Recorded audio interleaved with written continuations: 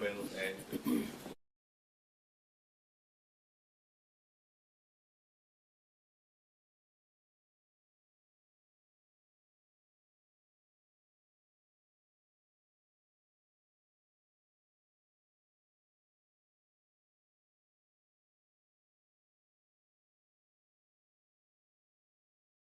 Okay, thank you, Secretary. What are honorable members saying on those minutes? Are they the true reflection of what has happened on the day?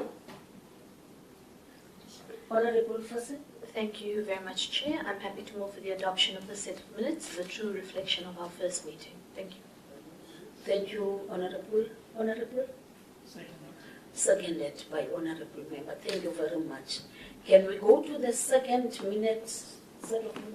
the Chair. The second set of minutes was on 24 July, where we considered and adopted the second term program. The second term program.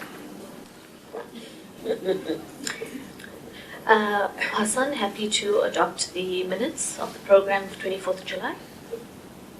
Thank you. Seconded. Seconded by Honorable Member there. Thank you very much. And then the last set of minutes? 20 August, Chair, this past Tuesday, the virtual meeting where we considered and adopted the third term committee program, Chair. The third term program? Chair, I'm happy to also adopt these minutes as a true reflection. Thank you very much. Honorable comment? You second. Added. Sorry, Chair, just before we adopt that, Oh. the date is wrong. The date? Yeah, What was the date? We met on the 21st, not on the 20th. No, we met on the 20th, the virtual meeting. Oh, the virtual meeting. Oh, sorry. Okay, I apologize.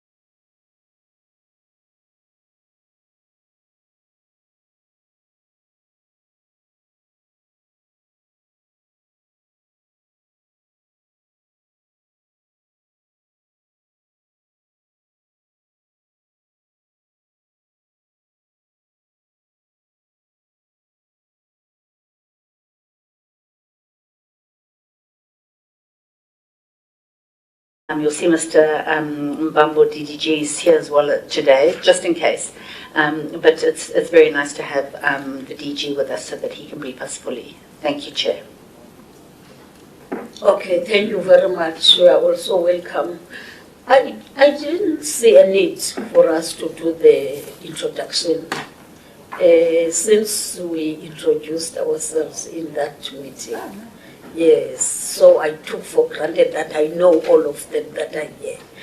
I might not know one or two, but thank you very much for reminding us that. Over to you, teacher. Thank you, Honorable Chairperson. Good morning to you and good morning to the honorable members. And thank you and good morning to the Honorable Deputy Minister and colleagues and members of the media. Chairperson, maybe just to introduce the team that I'm with here, and I'll start here on my left. I'm here with colleagues that will be supporting the presentation. On my left is Thabang Odat. Thabang Odat is the Chief Director in the department responsible for energy planning. Next to him is Sonwabo Damba. Sonwabo Damba is an engineer at ESCOM, specializing in energy modeling. And the members and the chairperson will see when we do the presentation, we will touch on basically the modeling that we do in terms of the IRP specifically. Is done by the team that's sitting in ESCOM, which is the team that has from inception of energy or electricity planning in the country. They've been working on the IRP in its many forms as it was evolving over the years. Next to Mr. Damba is Ms. Ntokozo Ngcabe. Ms. Ntokozo Ngcabe is the Deputy Director General responsible for policy planning and investment promotion in the department.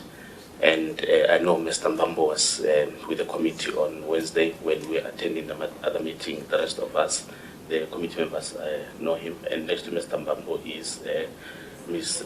Tobile Mbata, who is the Chief Director in the office of the DG. That is the team that is here, Honorable Chairperson and Honorable Members. And I will now go into the presentation, and DM, with your permission, will be between myself, Thabang Odat, and Sonwabo Damba, who will be changing as we take the various sections of the presentation. The purpose of this presentation, Honorable Chairperson and Members, is to apprise you on the work that we've been doing around the integrated energy plan as well as the integrated resource plan. We've taken the liberty to start with locating these plans within the policy and the laws that we have as a department. Our approach to the presentation takes into account that many of the members may be new to the work of the department, and we may be saying things that some of the members are familiar with, but we believe it's important that we don't take for granted that some of the members may not be familiar with our work. So that will be the approach that you'll be seeing here. So we apologize in advance to those that may have been already privy and familiar with the details in our presentation. Honorable Chairperson and members, we'll start with the IEP, and then we'll transition into the IRP, and we'll do it as one presentation with your permission, Honorable Chair, and then stop at the end. In terms of the IEP, we would like to start with obviously the genesis of the IEP. As I said, to first start with locating it obviously in the laws that we have. The IEP objectives are anchored in the white paper on energy policy of 1998. The white paper set out the basically directives that IEP must set out the country's energy agenda and trajectory, and it also provides specific policy statement on what the government intends to do for South African energy system. The IEP finds its expression through the National Energy Act of 2008.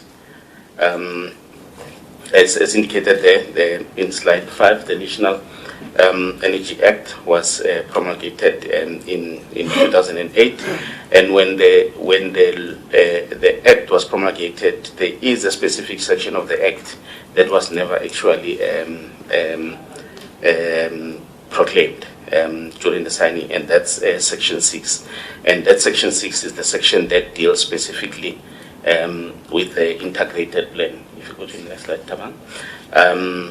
The Section 6, which is in Chapter 3 of the Act, basically states that the minister must develop and on an annual basis review and publish the integrated energy plan in the Gazette. And it goes on to specify what a plan must deal with, as indicated in the slide there. And amongst the issues that the plan must deal with, it's security of supply, economically available energy sources, affordability of those energy sources, universal access and free basic electricity, and social equity. As I indicated, Section 6 was never brought into proclaimed. It's only in April of 2023 that Section 6, which requires that the IEP must be developed and published on an annual basis, came into effect. Maybe I should indicate here that even though Section 6 was never brought into effect at the time, there was an exercise that was done around 2013, 14, 15 of developing an IEP. There is a draft of the IEP that's actually available on the department website for members who are interested in seeing the work that has gone into it, but it was never obviously taken through the approval processes at the time. There were various public consultations, but it was never concluded during that period for various reasons. But now, obviously, Section 6 is law. The department is therefore required that it must therefore produce this plan, and hence we have now started with we have resuscitated the process of developing the IEP. I will now hand over to my colleague Thabang Odat just to give the members some background on what goes into the IEP, and also share with the members the various the implementation or the phases or the work that we're doing in terms of development of the IEP. Over to you, Thabang. Thank you, DG.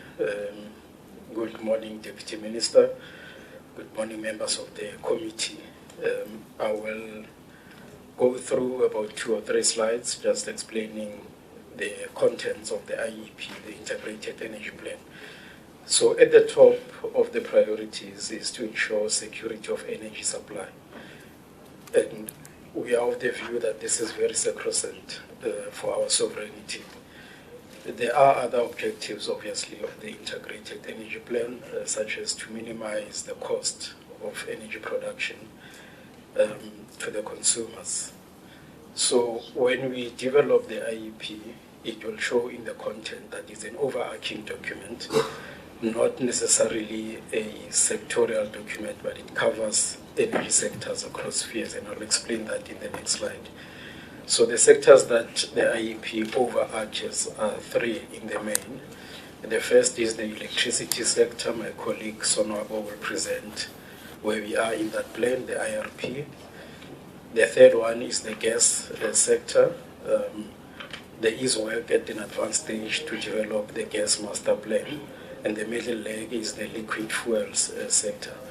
So the overall objective of the IEP is to guide all these 3 plans. So it's not necessarily to go into the details of each of the energy sectors, but to provide an overarching guidance to the 3 plans. So this year the department will be finalizing the 2 plans, the electricity and the gas plan. The timelines for the IEP I'll present in the next slide. But before I do that, in terms of the phases, so there are certain objectives per phase. So we have developed what we call a 5-phased approach to now develop the content of the IEP. Starting with phase 1, which is the assumptions. So normally what we do is we do our own research background analysis. We develop a set of assumptions, which we then publish for public inputs. Once we receive inputs, obviously we debate, we agree on what makes sense, what doesn't, and we enter into a modeling phase, which is the second phase of the work. This is quite a technical phase, phase 2, and I guess this is the heart of any planning. So you start with your assumptions, you agree on a set of assumptions. Once you have agreed on those set of assumptions, you do the technical work, which is the modeling and the development of the actual results. Once we have that, we publish the draft report, which is a phase 3 of the IEP. And in parallel, we tend to do other consultative work, intergovernmental and other government stakeholders, external to government. We plan to finalize, after all these 4 phases, we then start with the formal finalization of the report, which will take us through to cabinet. So IEP in its final format will be approved by cabinet, the same as the IRP and the gas master plan. And the intention for cabinet approval, or for seeking cabinet approval, is to make it a government policy. So once the IEP is approved by cabinet, it then becomes a government policy, which all the energy sectors obviously must follow. My last point, before I hand over to back to DG, is on the timelines. So for each phase, you'll see that the department is proposing certain timelines. Obviously, these are informed by the availability of the resources, as we anticipate that such resources will be made available at that time. But the plan is to finish this by around Q2 of 2025, 2026. That's it from my side. Back to you, DG. Thank you. Thank you, Tabang. Maybe members, before I leave the presentation of IEP, just to emphasize 2 or 3 points. The first one is that we are obviously engaging. The IEP is a very detailed and complex exercise, far more complex than the IRP, because the IEP, besides the different plans that fits into the IEP, it takes both the top-down and bottom-up approach. From an energy point of view, it looks at the interactions between the various energy sources. And what do I mean by that? For example, the IEP will guide or give you pathways in terms of the different options that the country has. For example, it will look at issues like if we, for example, as a country, decide to move to electricity vehicles, EVs, what does that mean for the electricity demand? Equally, what does that mean for the liquid fuel sector from obviously a petroleum products point of view? So it's an interactive type of exercise, which is highly complex. So we are looking at, we are bringing on board external parties that have worked on similar plans elsewhere in the world to assist, obviously, the department to ensure that the plan that we develop can obviously withstand any test that it's put through. I thought I should just, and from a timing point of view, the first IEP will definitely take some time. As I indicated, the expectation is that you must develop it on an annual basis. But the first one will set the base. And then from there, it will be more about revising the IEP. And when you look at these timelines, you can say, but how is it possible that you'll be able to publish the IEP on an annual basis? It will be possible once you have a base, because from there onwards, you will be reviewing what you have on the table rather than developing the IEP from scratch. So I thought I should just explain that from a timing point of view. And again, these timelines that we've put here, our experience with the IRP, the public consultations in IRP 2019, took almost 2 years when we were going, through the various provinces, including the consultation at NEDLEC. By the time actually, and we'll talk to it when we talk to IRP, by the time we were taking the IRP to Cabinet, actually the assumptions that we started with in 2015 were far out of, obviously, context. And that's the complexity that you deal with when you deal with these long-term energy plans, is that the longer you take to make the final decision, you are likely to be actually finalizing a report that's outdated. But there's a way around it, and the way around it is that you must make sure that your plan is robust enough and you test the sensitivities. So, and I'm raising this point because there is generally a view out there that when you are doing a plan, people say the assumptions are outdated the following day when you do long-term planning, because what you assume today is different tomorrow. What's important is the extent of the changes in the assumptions. The assumptions will always change, and I just wanted to emphasize that point. Chairperson and members and Deputy Minister, I will now move into the IRP, which is the Integrated Resource Plan. The Integrated Resource Plan is the plan that we develop to guide the development of new power generation capacity. The IRP, as contemplated under the Electricity Regulation Act, is an instrument, as I said, for electricity generation plan that meets forecasted annual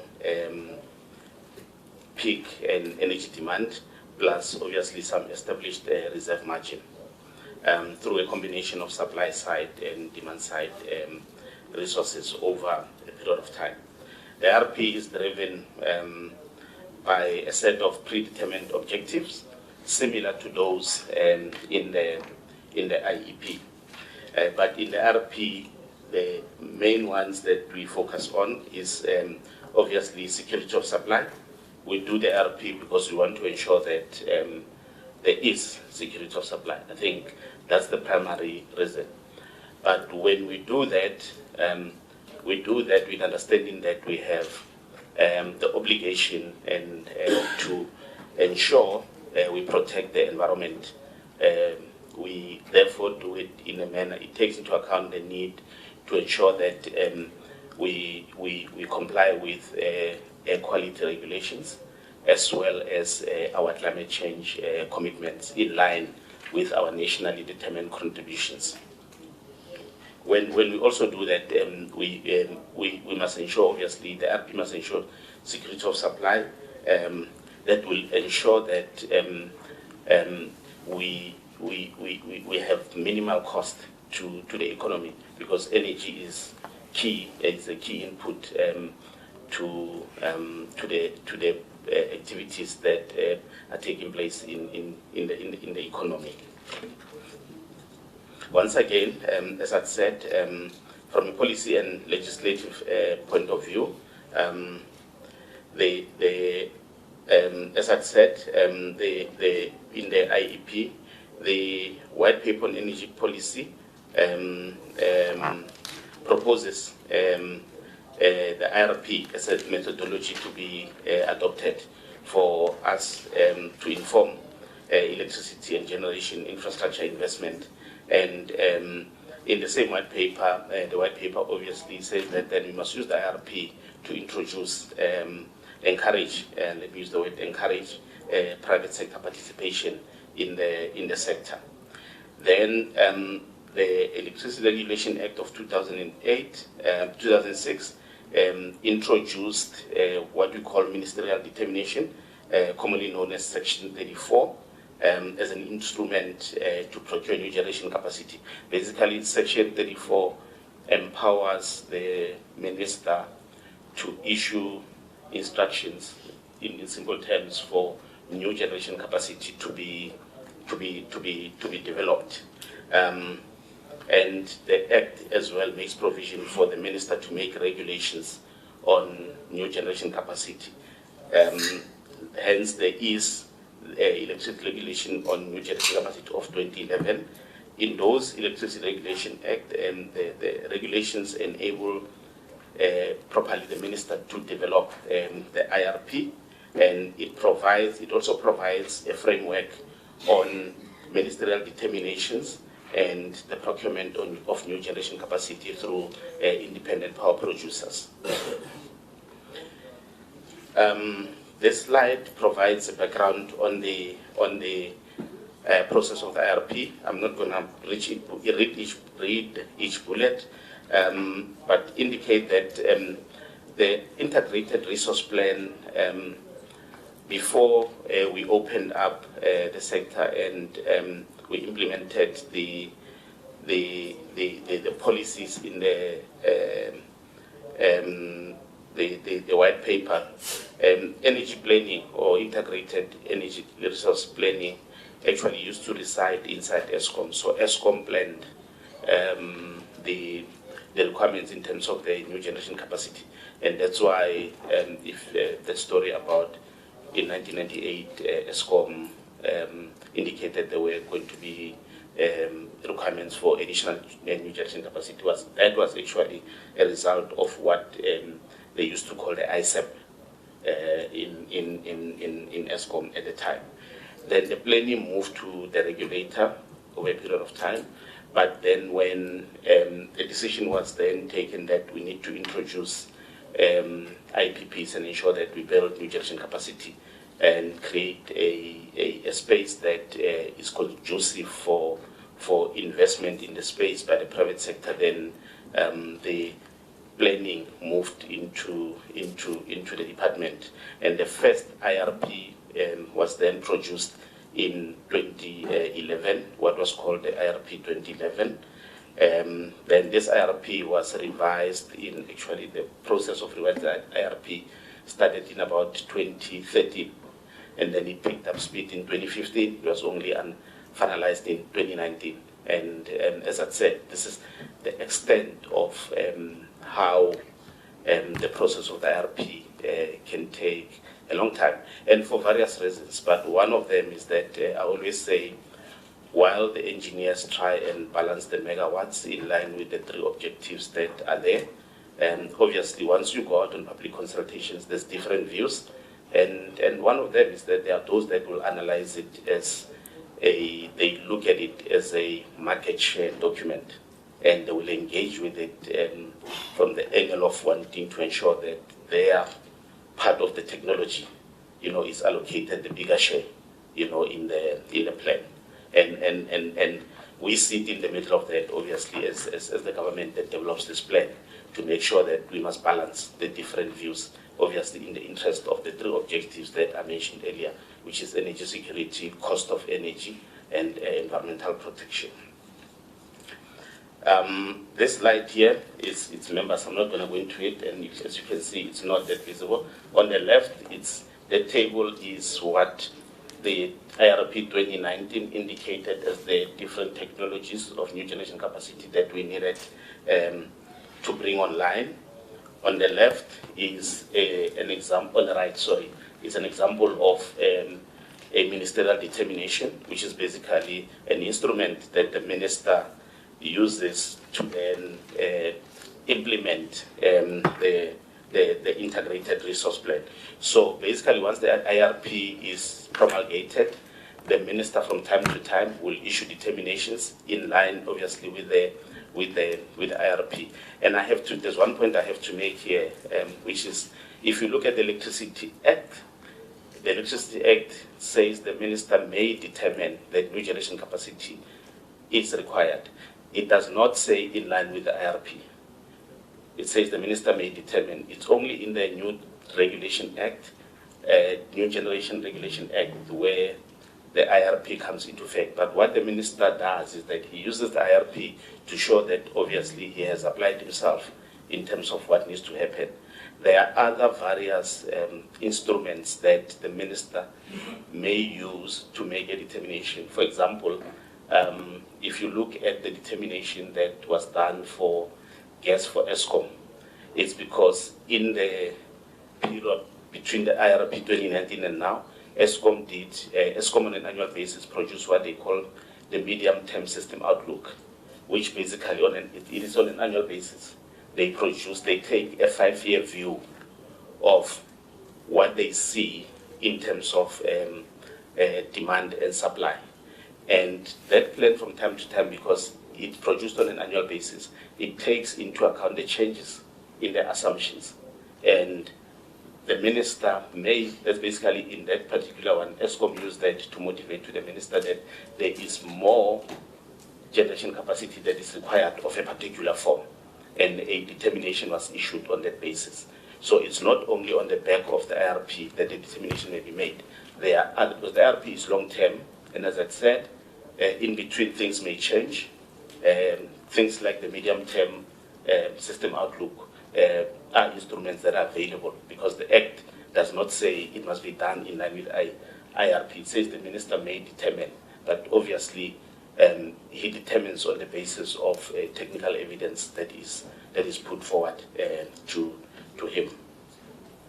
This slide here, members, I just tried to give you a sense of, since the promulgation of the IRP 2011 and the introduction of the private sector or the IEPs, there has been what I'll call procurement of new generation capacity in line with the determinations that were issued by the various ministers over time. And this is in addition to Medupi, Ingula, and Kusile that were done inside ESCOM, or basically by the state.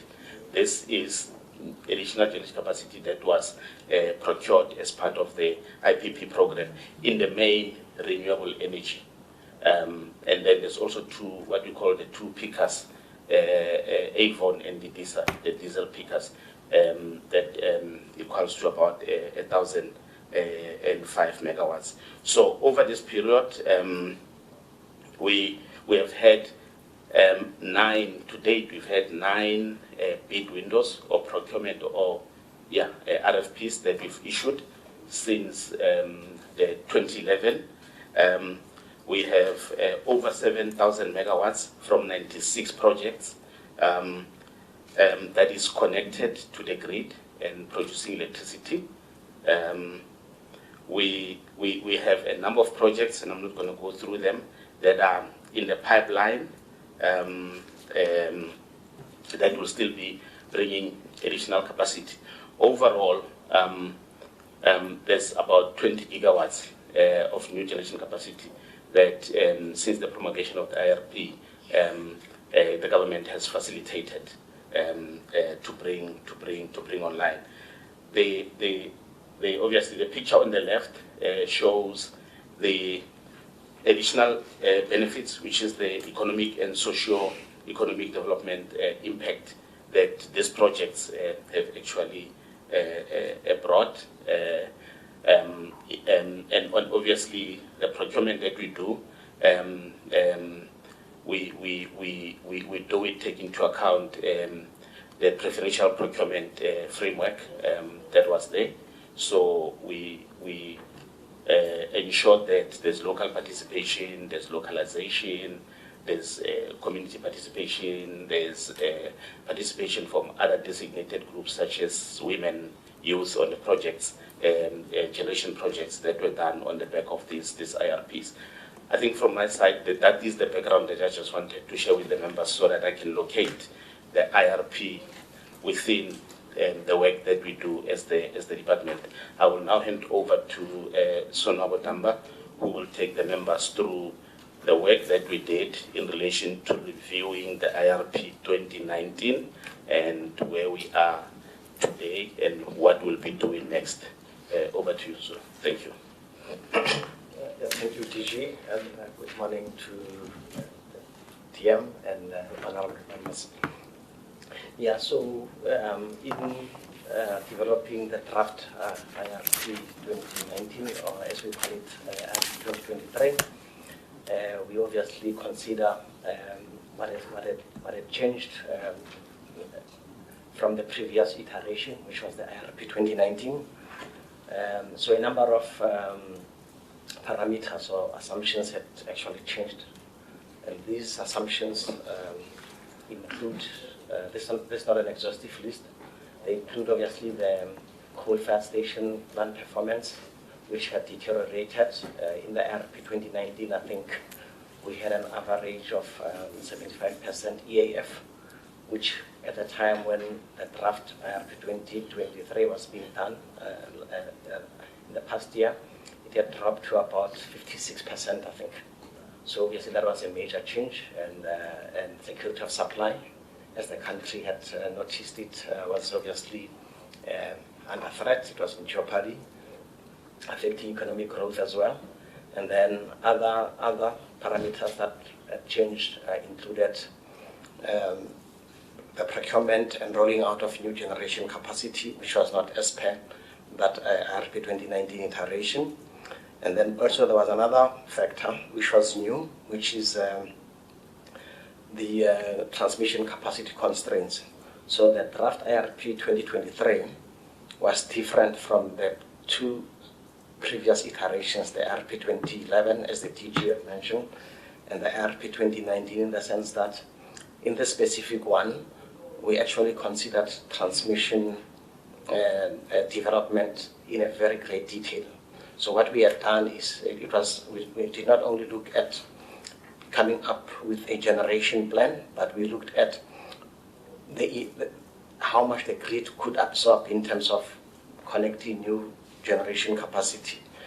And the reason why we did this was because we might remember that between the programs, certain projects could not be procured because there was no grid available, especially in the rich resource areas, which are the Cape areas, like the Western Cape, Northern Cape, and the Western Cape. And in doing so, we then looked at what was called the GCCA 2023, Generation Capacity Assessment, that was done to show how much grid was available, and that we used that as a basis. And then going forward, and this was done in 2023, we then considered the TDP, Transmission Development Plan, which then was about, or is about the rolling out of new transmission infrastructure. So if members may have come across this document, they will realize that this TDP 2023 to 2032 actually was saying the South African transmission grid needs about 14,000 kilometers of new lines and more than 100 transformers. Right. So, and this is exactly why there was constraints on the grid.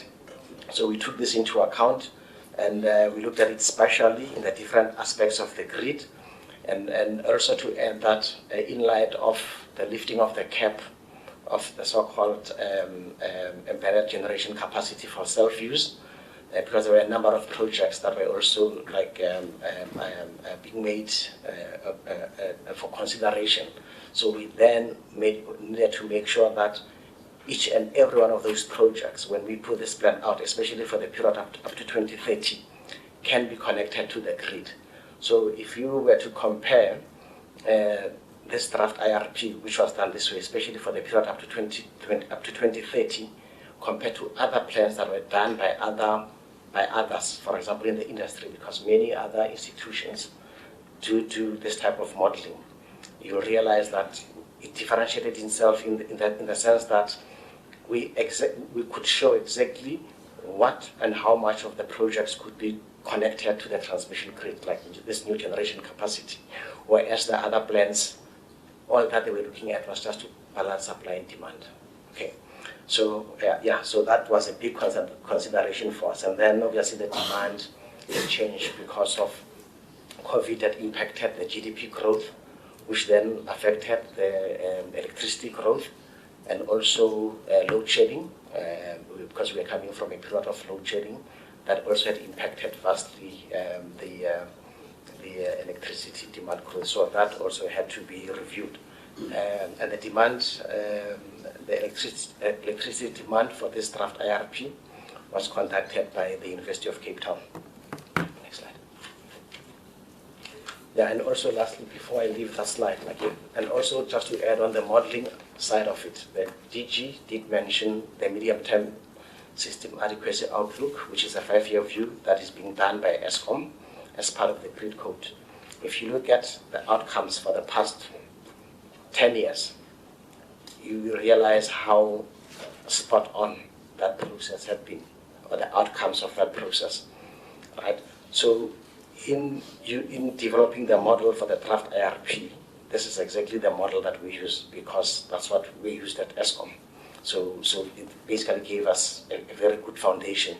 So in understanding what the issues of the South African power system was actually, taken into account, and it came naturally to the team. Thank you. And then other changes, obviously ministerial determinations, which were exhausted up to the year 2030. Then there were also other governmental processes like the Just Energy Transition Investment Plan and the subsequent implementation roadmap for the period 2023 to 2027 that had to be factored in. And there was also the Energy Action Plan that was designed to reduce load shedding in order to achieve energy security, as announced by the President in 2022 July. And then the removal of the licensing requirements, I've already covered it. It brought a number of good projects on the table, like mostly renewables. The bulk of it, I think more than 60% of it was PV, because it's the easiest to do. And then there was some wind and battery in that. But now, when we talk about the key assumptions now that were made before the modeling could happen, it took us about 3 months just to collect and firm up the assumptions. The DG had highlighted that the longer it takes for the department to get to the final plan, these assumptions would definitely change. And by the time, if it takes you 2 years from when you started collecting them, when the end of the 2 years elapses, then more than half of those assumptions would have basically been outdated, so to speak. So we need to keep a mind on that. And then the forecast, I've already spoken about it. So the UCT ESRG team has done a number of scenarios for us for the forecasting. And here we had also piggybacked on the NECOM, which was a government process, because they were doing a forecast for the NECOM process as well. And then the existing power plant performance, I've spoken about it. But now if you look at the latest submission for this final round that we're doing now, you find out that the projection for this EAF has changed slightly. Now you start seeing an improvement, and the past 30 days, I think, or so, I improved to that. And then the technology options that are considered in the IRP are many, but in particular, like we talk about solar PV, wind, clean coal was a new one that we looked at. Nuclear, we used cost and performance characteristics that came from the department's RFI process. Chairperson, Chairperson, can you please ask the presenter to explain certain abbreviations, because as you move along, we want to listen and follow, but the abbreviations are actually, okay. We look like we are matriculants now when we have to ask what is a NETCOM, whatever. Okay. Just break it down for the age. Yeah. Or things like the EAF, for example, the energy availability factor. Oh yeah. So, and I said it's a plant performance, so it's a measure that we use that shows us how power stations would be performing against the installed capacity, for example. Yeah. Sorry about that. Apologies. Yeah, NECOM is the National Electricity Crisis Committee, which was put together by government. Yeah. I will tell you abbreviations of the petrol bomb. Sure. NECOM then. Yeah. Okay.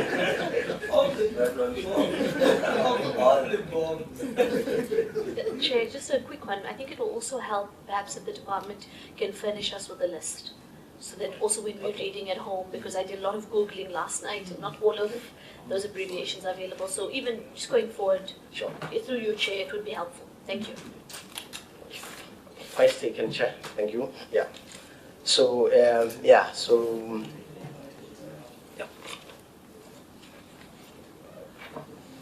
so coming back to the key assumptions that were considered. We were talking about new technologies. So I said, over the usual new solar PV, wind, coal, clean coal, nuclear, and then there was also green hydrogen that we had to consider, look at it, and we did some work on it. But then we found out that the best place to deal with it would be in the IEP, because then you are allowed to do fuel switching in the IEP, whereas the IRP is specifically concentrated on the electricity sector. And then the decommissioning plan for Eskom had changed, and we'll talk about this later on. The decommissioning plan is basically means that all power stations at some point would reach their end of life. So, yeah. And then the commissioning of new capacity as per the bid windows and the Schedule 2 projects, and then other input parameters as well that we have to take into account. And then, so this is where I think, the ingenuity of this draft IRP came into being. It was also different from the previous iterations in the view that we decided to cut the study horizon into two parts. One was the period, what we call Horizon 1, focusing up to 2030. And the reason why we did this, we wanted to make sure that whatever plan we put on the table can demonstrate how the country can deal with load shedding. Okay? And then Horizon 2 would then be about the future energy mix.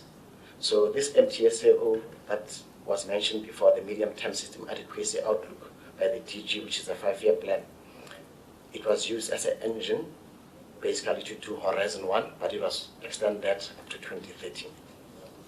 Later on, we'll talk about some of the recommendations from that model. Okay, next slide. So yeah, these are some of the scenarios, or the scenarios that we analyzed for this Horizon 1. I'm not going to go through each and every one of them. I think, I see there's a number of abbreviations there. So RMI, WP is a risk mitigation, independent power producer, independent. Yeah, I also get thanks DG. And then REIPP is also renewable energy, independent power producer, procurement program. Yes, thank you. Yeah, so there's quite a number of them, but I think these scenarios, all in all, because all of these projects that the private sector was developing for own use were at different stages. And as a result, we then formulated scenarios based on when those programs would be coming online. That's basically what those scenarios are about. But however, the one scenario that I would like us to put particular focus on is scenario number 5, right? The one that talks about firm initiatives and recovery of the Eskom plan performance. And this is a scenario that when we were engaging the public, but also in terms of written the feedback, a lot of people criticized it because they could not see how Eskom or government rather was going to turn around the performance of Eskom power stations.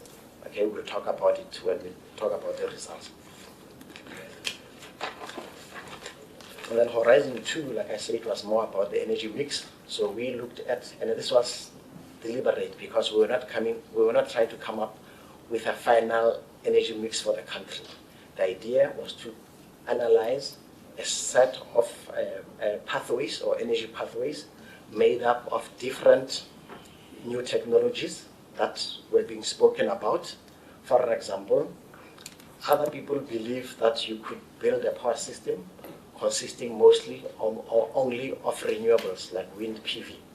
So that's why now, like pathway 2 and 3, especially pathway 2, only looked at what happens if you were only to deploy for new technologies, wind and PV, supported obviously by storage. And then we also looked at scenario 5, which was clean coal. But scenario 4 as well is what I would like us to put at the back of our mind, because it basically spoke about delaying the shutdown of certain ESCOM power stations by some time. Okay. Next slide. Yeah, so observations, I will not go into it, but I think one thing that I can say as far as observations are concerned is that because the bulk of the South African power system is coal, right, and coal-fired plants have got a certain characteristic, right? We call them baseload. Baseload meaning you operate it when it's available, right? And that it will operate at a higher capacity factor compared to, like, for example, wind PV. So what that means is that, and that's what we've seen, especially for the period up to 2030, if you lose a number of units of coal-fired stations simultaneously, as it had always been the case, and that's why we had load shedding, for you to restore the system to adequacy, in other ways, to make sure that you can balance supply and demand, if those units of coal, let's say 5 of them, are not available, they've broken down, wind PV on their own will not be able to make up the shortfall. Sure, they will help, but they will never be able to basically restore the system to adequacy. I think it was one of the main findings. Okay, and then and also observation number 3, which says, which is one of the interventions, by the way, that the improvement in EAF actually is the one that will help us to get out of load shedding, and also the deployment of technology options that have got similar characteristics as this base load that I've spoken about are the ones that will help you. So in Horizon 1, we also did a scenario where we introduced a lot of renewable energy technologies. We found space where to connect it on the grid, right? But for a certain plant performance, especially that is low, the conclusion is that all of those wind PV options on their own will never be able to restore the South African power system or bring adequacy to it. So it basically means your demand, which is the customers that are consuming energy, it needs to be commensurate with what would be supplying it. Okay? So if you want to introduce a lot of renewables, you need to make sure that your base load is healthy. And if it comes off, you replace it with like. Then you can introduce as much renewables as you want. So anyway, next slide. So the interventions, I will not go through all of it. Hence intervention 1, like I said before, the efforts to intensify and improve ESCOM plant performance was intervention 1, because that would be the easiest thing to do. Okay, and we've seen now how this has borne fruits. We are more than 100+ days without load shedding. This is exactly what has happened, right? It means the NECOM and all government plans to turn ESCOM plant performance around have borne fruits, and we hope that it will continue being like that going forward. And then intervention 2, which is about a deployment of dispatchable generation such as gas. Currently, as we speak, the IPP, the Independent Power Purchase Program Office, is currently procuring gas, about 3,000 megawatts, I think. And ESCOM is also developing another 3,000 megawatts of gas capacity. Intervention 4 is about the grid. The TDP, the Transmission Development Plan, has basically shown like there's a lot of work that needs to be done to develop the South African grid. And we are saying we need to support the development of this grid. If you look at the New Era Act, I think that has been signed recently, it also makes provision for Section 34 determination that can be made by the Minister for new transmission infrastructure. Okay. So yeah, and then intervention 5, we had set certain risks that were emerging must be managed. For example, the life extension of Kubek Power Station by an additional 20 years, which is currently what is going on. And then also resolve the challenges around the compliance of the minimum emission standards on ESCOM coal-fired stations. The minister last year, I think the TFEP minister, then issued a decision where he gave ESCOM an extension. But this extension obviously has got conditions that there's certain things that they need to do. But anyway, with all that this being said, when you look at all of these interventions and this analysis that was done, especially for Horizon 1, you can clearly see how this was spot on vis-a-vis what is currently happening now. Okay, next slide. And then for Horizon 2, I'm not going to go too much into it because it's not only one plan. Like I said, we're testing a number of pathways for different technologies, and there's a number of observations that we've made, which I think will help when it comes to, it will inform the policy once the final plan is being put on the table. Next slide. Yeah, so what has then happened? So the draft IRP was gazetted early January. The public and the stakeholders were given time to make comments up until the 20th of March. And then when it was published, this draft IRP, it was published actually in different languages, about 4 or 5 languages as highlighted there, English, Tswana, Xitsonga, and Zulu. But it was not only published in isolation, it was published together with the electricity demand projection model and the report that was done by UCT, and then the April report on the cost and performance data and new technology cost assumptions. I think it was a Lazard report. We had also done a SABC. SABC is strategic. Yeah. Okay. Yes, socioeconomic. Yes, that's right. Yeah. And then and then the submissions go back at yeah. More than 4,000 comments were received. The DM has already said about 130 or so were substantial. We've had a look at all of those. But what we can say, okay, next slide. This basically shows like where these comments are coming from by province and by stakeholder representation. I will not go into this. The members can look at this at their leisure. Next one. Yeah. So, but what is it that was coming from these comments? So we've grouped them and categorized them into different themes. I'm not going to go through all the themes, but all that I can say is that some comments were highly critical of the process. Right? They say like the public participation process was too short. It should have been in person because it was done virtually via Zoom and so forth and so forth. However, other comments also were actually very positive. Like, they commended the department on the approach, the modeling work, the level of detail that went into it, consideration of the transmission into this plan, and so forth and so forth. So which basically gave us confidence. And what we've done basically is that up to date, we have basically responded to all these comments to empower both the minister and the deputy minister, so that when that public workshop comes, then we are ready for it. And then there's obviously continued development and testing of the integrated resource planning model, which is Plexus that we use, and we'll include transmission detail now into this IRP model, and so forth and so forth, And then as far as the IRP timelines are concerned, this is basically it. We started last year, June, in earnest, and right where we are now, we've gone past the stakeholder engagement process. So after the public workshop, we'll then do the remodeling exercise, and the IRP will go through the governance process, and hopefully towards the end of the year, it will then be published. Thank you.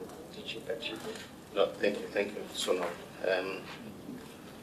Honorable members and Deputy Minister, that's our presentation. As I indicated, we are obviously still, the process that gets followed is that you draft the IRP, you take it to Cabinet for approval to take it out for public consultations, and then you come back, you take the comments into account, you redo the work, and then you take it back to Cabinet for final approval.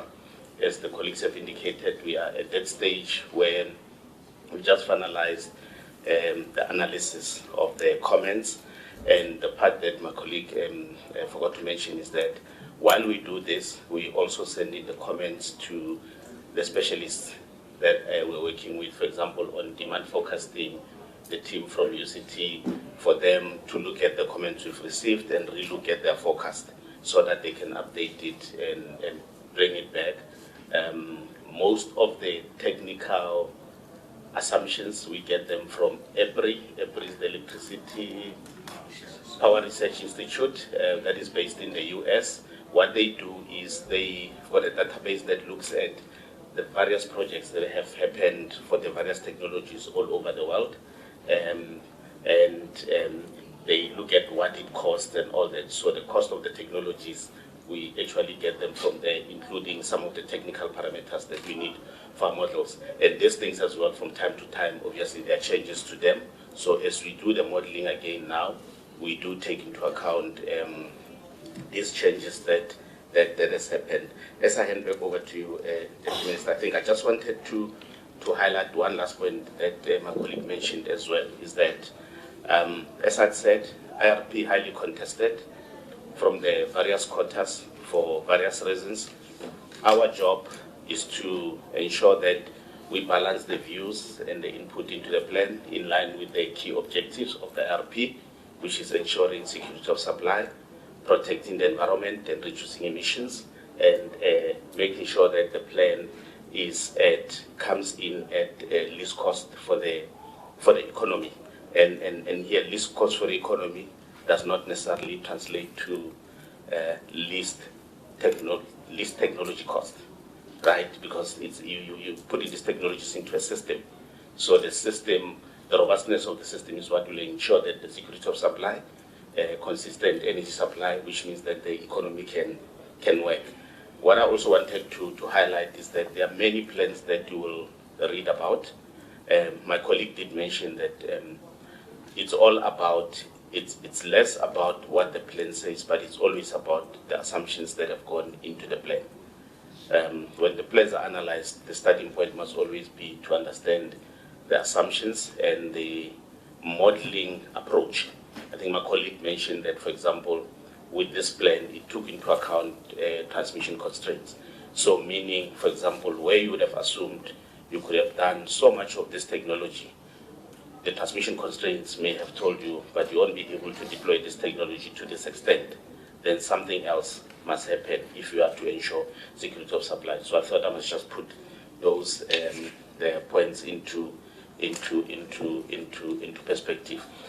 In line with the comment that the DM has made, the team that we're working with on the modeling, as I said, the actual modeling is done by the team that's doing energy planning in ESCOM. They've done this for many years. And most of the modelers that are also out there, actually, some of them were actually from the same team before. We have brought on board some of our entities, such as Sanedi, to obviously beef up the team in the department so that you've got many brains, eyes and ears when the interactions around the plans are being developed. That's that from my side, DM. We obviously look forward to coming back to you at some point with the final plan once it's done. We obviously remain available to engage with the members on this work as we go forward. Thank you, Deputy Minister. Chairperson, thank you. I think that's the full presentation. I think everybody can see that there's a lot of work that has gone into the IRP, but I think the energy system in this country has been so radically transformed. But I would like to just say that on a very positive note, on Saturday we will have had 150 days of no load shedding. So that's quite an achievement when you think that this IRP was developed in the midst of the worst load shedding that we've had ever. So it certainly will have changed a lot of the assumptions that are going into it. Yesterday we were at a Women in Energy event, and some of the power station managers were there. The third best performing power station is Matla, behind Kusile and Mudipi. It has a woman power station manager, and that's for my colleague from the EFF who was raising women's issues and disability issues. But I think it's Creel started off at 39% and are now on 83% energy availability factor with a new woman power station manager. So we've decided we need to put women power station managers in on all the power stations. Clearly they're performing really, really well. But so just from that perspective, that obviously the way that Eskom is functioning, the way the power stations are functioning at this stage, obviously then changes all the assumptions, it changes the modelling to a certain extent. So it is a very, very fluctuating and unstable environment, and I think that makes the modelling, the assumptions and everything else so much harder. But thank you to the team for the incredible work that you've already put in, and no doubt with the collaborations that we have in place now, we'll be able to formulate a really strong, really functional IRP going forward. Thank you.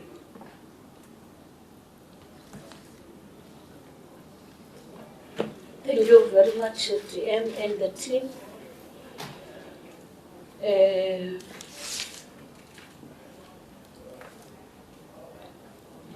I just want to ask whether I heard it clearly when it was said that the other modeling is taken from USA. Did you? Chairperson, Eskom is a member, yes, there's a research institution in the USA which Eskom is a member of. It's an international, but Eskom has been a member of for many years.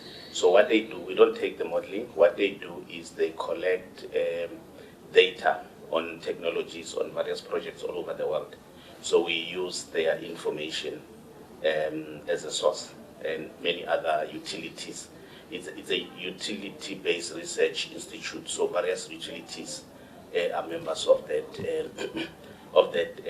research institute. So yeah, that's what I meant. Okay. Okay, thank you very much for the presentation. And I would like to throw it to the honorable members to interact, comment, and questions. Maybe let's start by you, honorable member, followed by the sequence. Okay. Over to you. Thank you, Chair. Just a query. Waste to energy, was that ever considered as part of the mix?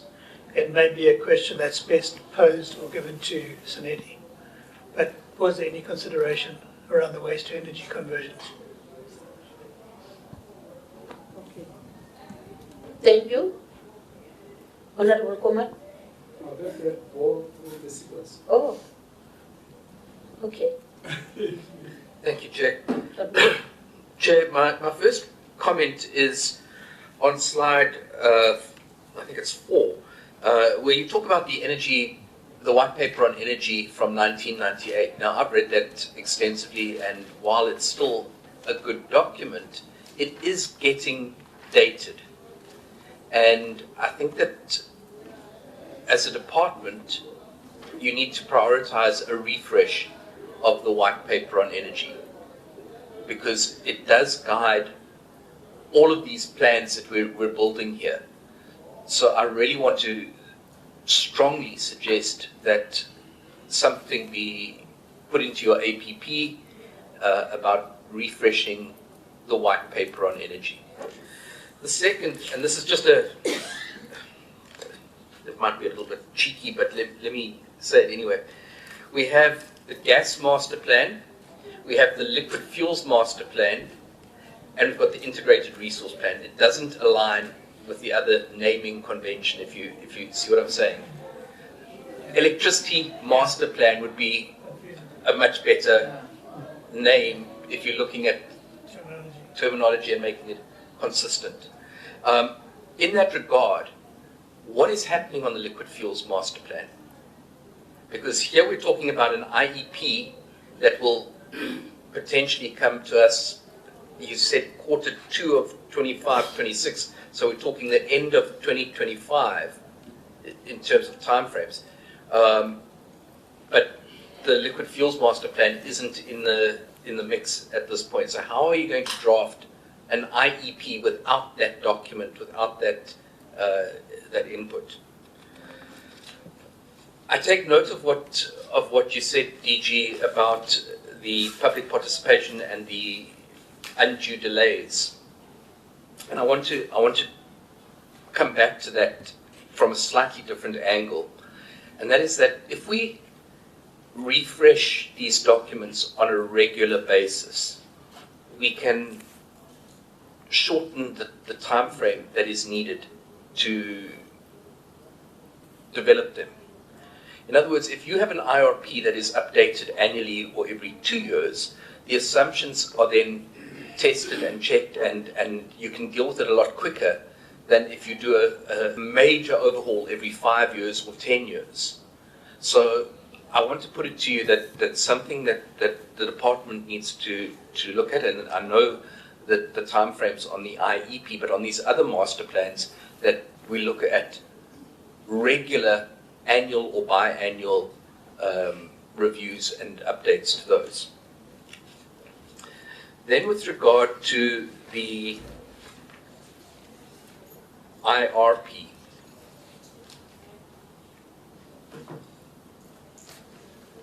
I have a concern that what's been presented here is almost fait accompli. In other words, even though we're going through a development process on the IRP, what you're presenting here is that Horizon 1, Horizon 2, those are fixed. Now, that can't be the case if it's still got to go through NEDLAC, if it's still got to go through public participation and consultation and the like. So I have a little bit of a concern with that. I also have a concern with the assumption that, or maybe it's not the assumption, let me put it another way. One of the things that is missing from the IRP is seasonal fluctuations and daily fluctuations in demand and supply. So let me use an example. If I look at a daily generation or daily demand usage of electricity, it has a morning peak and an evening peak. So you have a hump and another hump. Okay? If you then overlay solar onto that, you have a midday peak. And if you overlay wind onto that, you have a late afternoon, early evening peak. Whereas your dispatchable power has a consistent demand, consistent supply. Okay, so it's a flat line.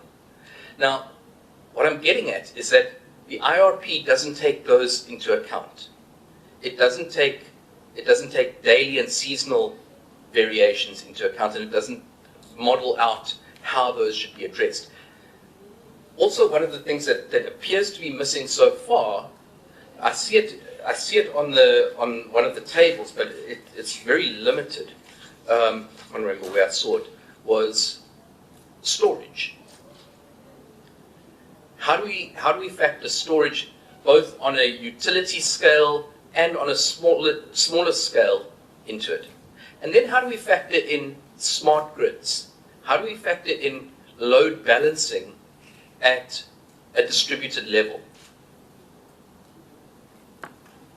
Because if we can do that, we can mitigate many of the effects that people are speaking about the need. And I hate to use the term base load because it's an archaic term. Let's talk about dispatchable power rather than base load. Okay? But we can mitigate the need for constant dispatchable power if we develop a smart grid that is able to do load balancing. So I would have liked to have seen that.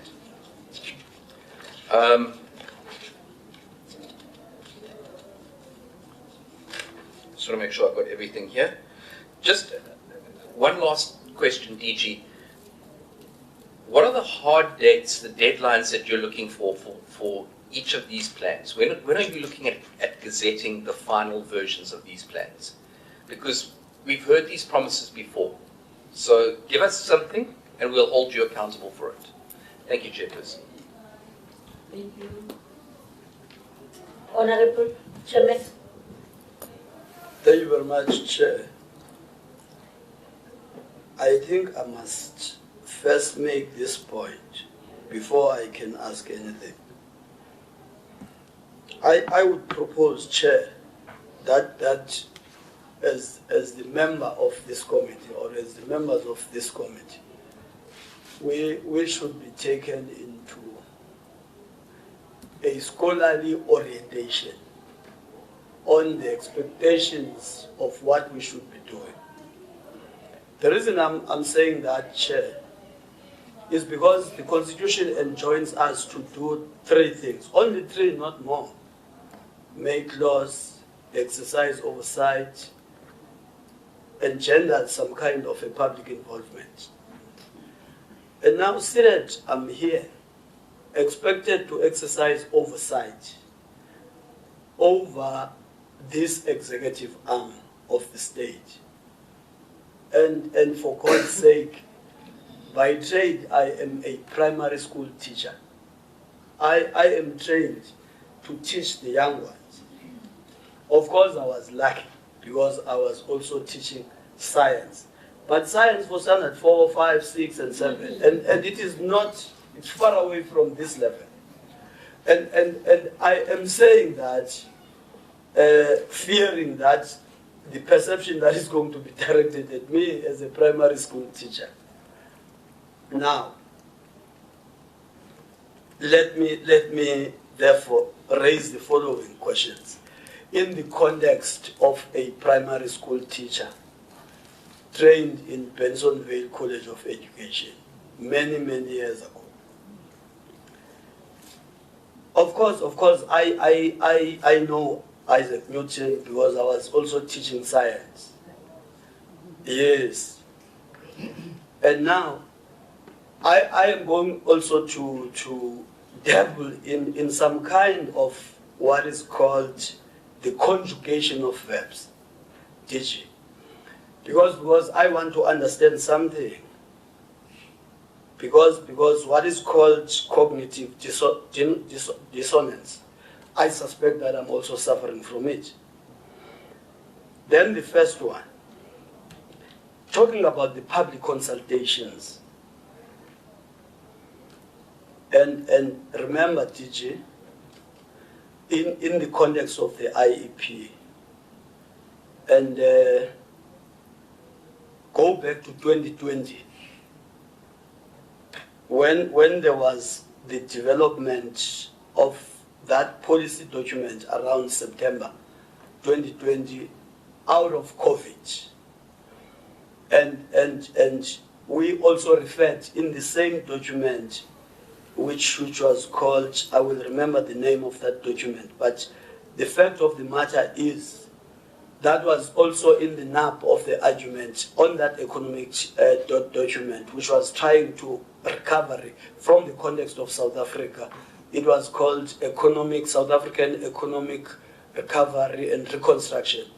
And I'm deliberately going there because I know there have been those kind of documents outside South Africa and for a number of years. And it was also specified there that there is a challenge in this arrangement of consultation, and you have to go through NEDLEC. And I have my own reservations.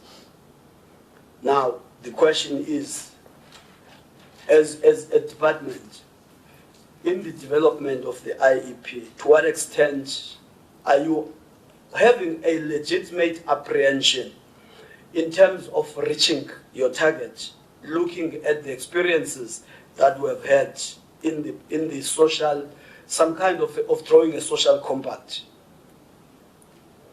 Now, going back to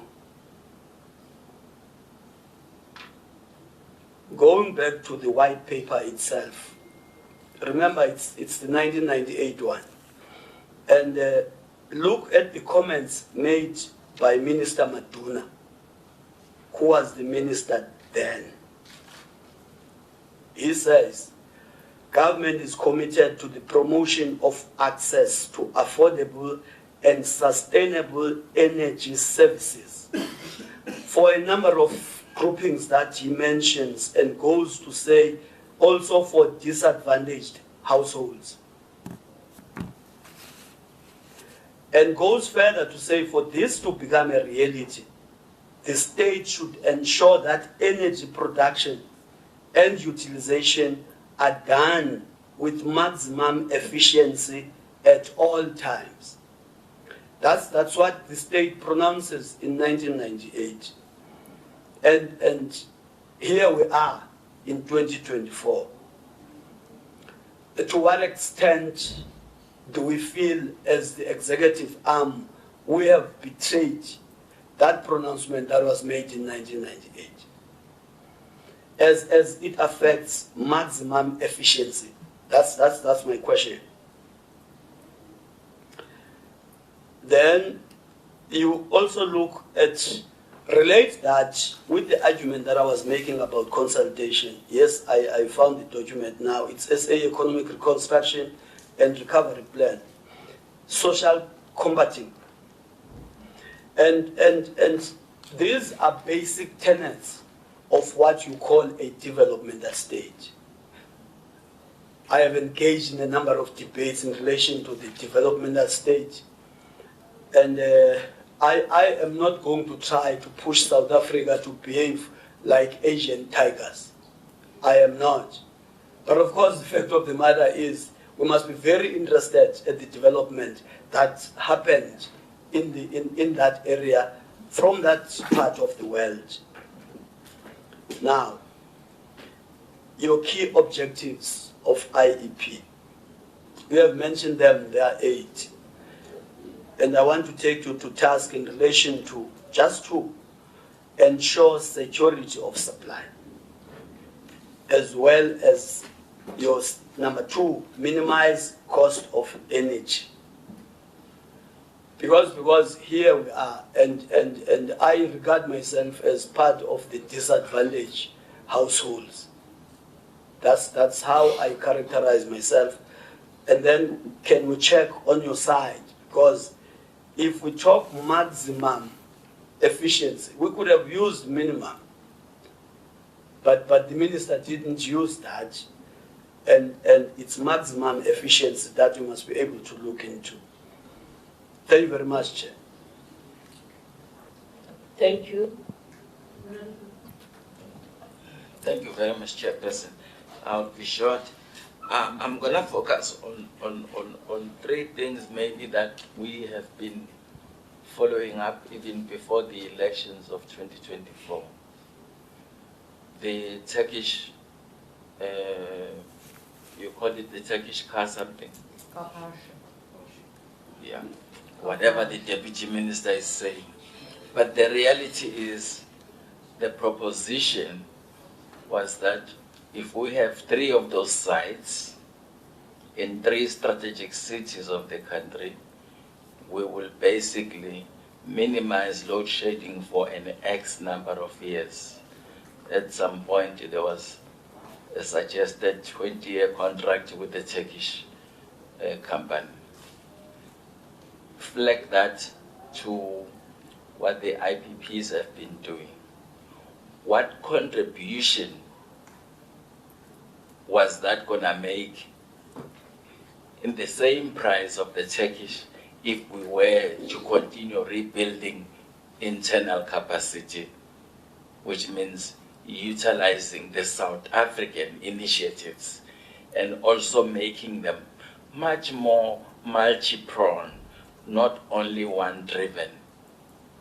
In as much as it is massive as it is, but is that kind of massive delivery building any economy in our towns and cities? Is it sustaining any skill any further?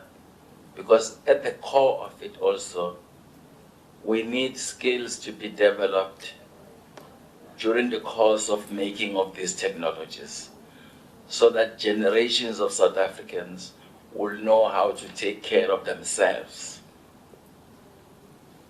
Lastly, Chair, the hydrogen. There's a big hoo-ha about it as one of the cheapest, however not cheaper than nuclear. How many of these hydrogen sites that the modeling is seeing going forward. Let me just say, for instance, if they were to be built in any moment between now and the next 5 years, and where will they place us? What journey, if we can imagine, what contribution will it do to the country? Obviously transversing from the current state. Because we all agree, 150 days is basically an exception circumstance to have in South Africa. Coming from where we are, where, thousands of people lost jobs. Thousands of small, medium-sized businesses in particular could not function any further. They died. And these are economic catastrophes that we will never comprehend. Because, for instance, we have no way to imagine the losses that small and medium-sized businesses encounter every day, because there is no statistics that supports them. Statistics that exist are always in the big industries and organized industries. So South Africans actually, for whatever the reason that they have been hoping to live and survive in the past 3 years, those were interrupted. And I'm one of those who's glad that we have a journey now that corrects and envision a better way of doing things. But we should be better envisioning how these will be prevented going forward even further, so that for a younger person who starts business, is not going to be preoccupied with anything called load shedding anymore. And for us to drive that out of the psychology of those who are starting businesses, it is solutions like these, when they are shared with the South African public, that no, things are going to be better. No matter how, what's the percentage of better, but things are going to be better. We have solutions.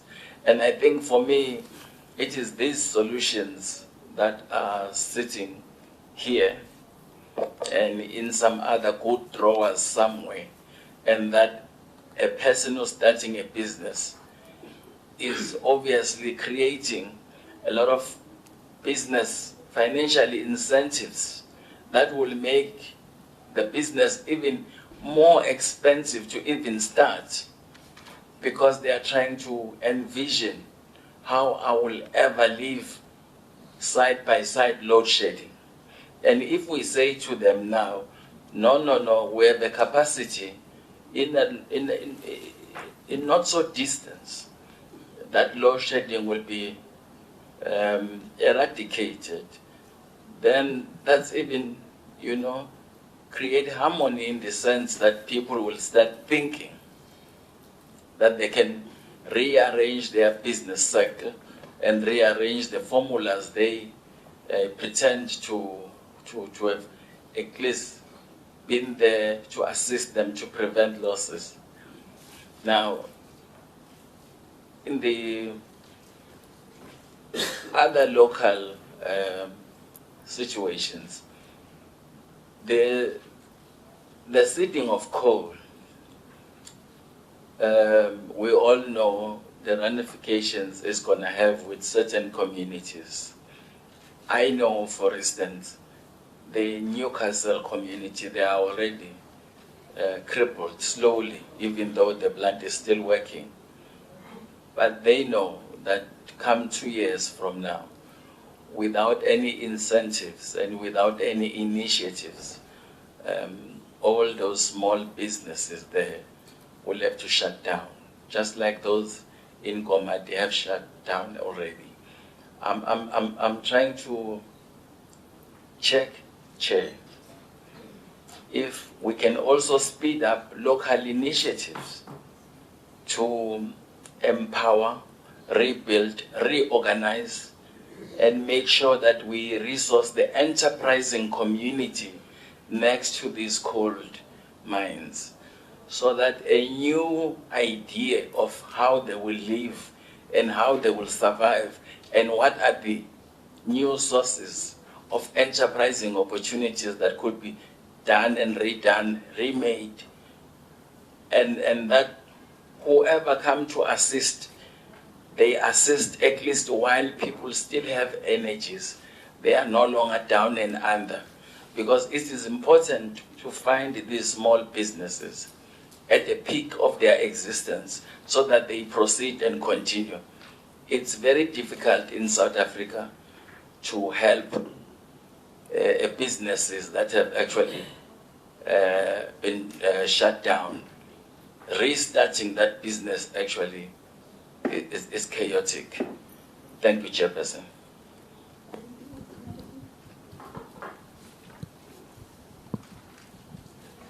Ga ke go leboge modulasetulo ke go leboga Mahlaku kgweding ya basadi ke re basadi ka moka halala ke leboga le ofisi ya gago ke tamešile motlatša ministera wa rena ke re Mbokoto ke di Mbokoto ka moka baeng ba rena ke a le tamiša bakoni le bamphato ka moka Matšwara Phaga ke a le tamiša le lena baeng ba rena re a le tamiša ka leina ke nna Mashiadika Lensel Komane ke tswa ke le Limpopo ga Sekhukhune Elias Motswaledi motsaneng o monnyane mo la Tenelthene ba re ke Phoko ga ke lebogo sebaka se ke se ya dingwego ke be ke laetse Chairperson gore ge ke be ke ra thome ka kwa ke be ke na le lebaka. My intention was not to have a comment because I was feeling otherwise, but I found myself to do that. Then so I pushed it that side so that I can maybe get myself better. Then so I'll just push like we used to push. Ga ke leboge the presentations, ke laetse gore the gentlemen they showed that they really prepared themselves when they come here. It was so marvelous and something very positive. But let me just express my opinion that we know very well that this document is a team composed product and of expertise, very professional. They sat down and then polished it and brought it here. We know very well that they really make to it that it sounds very positive when it comes to us. Then so our concern is much about its content, the implementation, sustainability is what we are looking forward, and even the maintenance. Why I'm saying that? I'm saying that with connection of that they are speaking of improvement of what they've been using all along, in which is going to change. Then if you can turn your eyes back, look of where they come from, you'll see, what can I call it? Disaster. When we come to the point of maintenance, we've got a problem. ESCOM, they've been a long time longing to sit with you like this. And I've never thought it will happen in life whereby we'll get you accountable. On the point of maintenance, when we go outside for your infrastructure, you don't do maintenance. You are the most entity that is preaching safety. And it comes to attention that you only save yourself. You don't take care of your customers. We don't take care of people who are using your product. Then so it comes to our question, Or do you really love us, or you only love that we must buy tariffs from you? If what, if we die, who is going to make you earn that tariff money? Nobody. Then you will collapse here in South Africa. Our point lies on safety. Why I'm speaking this? It is all over South Africa, but I will give you a specific place. Go to Haskukuni. Elias Mutswaledi, Wat 26. There is a house that is living under the life heavy-duty line of Eskom. Now, as we are speaking, those people want to make a flat. The only able distance from the house is not roofed, it's still on wall. The only space that remaining is 1.5. And Eskom, when doing their lines, they found the house there. Then so, I'm not a questioning person. I don't like to ask questions. I'm a view man. I give solution where I can, or review where I can. But this one I want to know from Eskom. I'm even going to give you the reference of that case so that you can make follow-up. Because we really want it to be treated with agency, actually.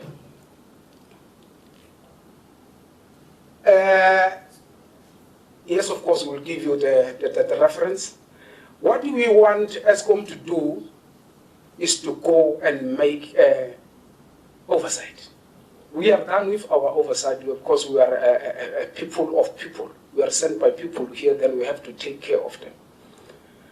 We want Eskom to take the reference, to speak to its people, to go to that house, because anything can happen. We know very well the safety is of your most priority in your company. Then we will have to practice what you preach. And then on the other level, I just want to plead with Eskom. Eskom, we are all your customers. Then so we just want to grab your attention in the rural areas of the whole South Africa. When it comes to development, you focus only on the suburbs, CDP and some sort. You forgot people from the rural areas. And at the end of the day, it sounds like in the rural areas we got stupid children because of you. Because we don't give any moral support to our schools. We don't come and identify our children who can do better than even your children. Just for the sake that we are in the rural areas, we got and found ourselves neglected. Then so that is our requisition, for you at least to have an eagle eye that can see a fish deep down about kilometers. Then so, allow me, Eskom, to come to the issue of load shedding. Sorry, Chair, I'm not going to order. Chair, I'm sorry, I apologize for interrupting you, Honourable Khumani, but Eskom isn't here today. Eskom's not in front of this committee. We have the department who are here presenting on the IEP, not Eskom. Eskom are not represented here. There's no one here, not one person from Eskom sitting here today. So to address it to Eskom is a waste of time. Okay. Let's help you. Maybe the people who were introducing people, because you were not there. You have never heard when they say somebody's from Eskom here. You were absent. Oh, I was here the whole time. Then your time have never worked for you. You are here for nothing. Okay. Let me try and. You introduce to us there is a all member right. from Eskom. Okay. So what Let must we me do? assist you. Let me assist you, Honorable.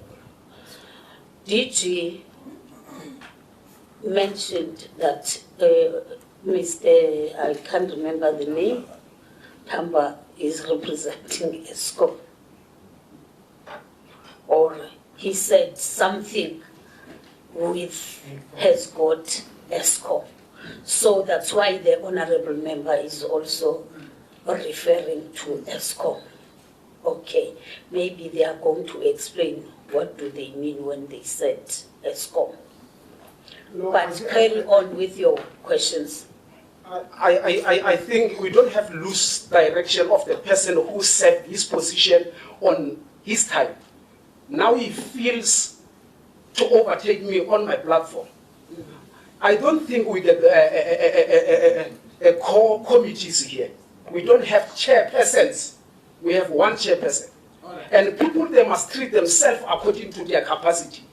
You mustn't just look like look everywhere whereby maybe you will, even if I was wrong, I have to be called by you, by your office. We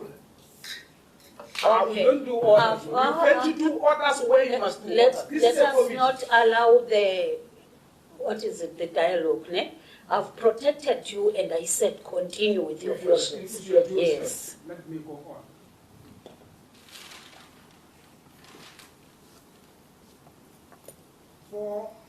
For the understanding that I get when they introduce people, I will continue with how I was prepared to continue, and without the fear or anything of some sorts.